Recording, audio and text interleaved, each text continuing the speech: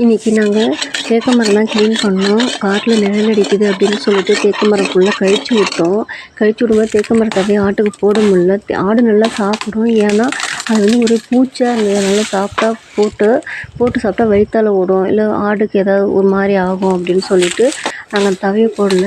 ஆடெல்லாம் பச்சையை பார்க்காம வெறும் சோளம் இந்த அரிசி மட்டும் சாப்பிட்டுட்டு இருக்கிறதால வெறும் தீவனத்தில் போடுறோம். ஆனால் பச்சை அது மேய்ஞ்சால் அது ஓடி போய் மேய்ஞ்சால் தான் அதுக்கு நல்லா இருக்கும்.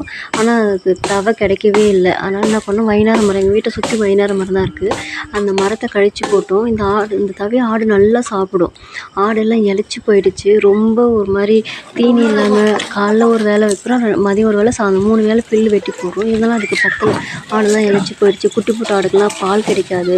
அதனால் நாங்கள் என்ன பண்ணோம், தவையெல்லாம் வெட்டி போட்டு வெட்டினோம். அந்த தவையை எடுத்து ஆட்டுக்கு போட்டோம். இங்கே பாருங்கள் எப்படி சாப்பிடுது பாருங்கள் ஆடு. இந்த வீடியோ பிடிச்சிருந்தா ஷேர் பண்ணுங்கள், லைக் பண்ணுங்கள். ஓகே, பாய்.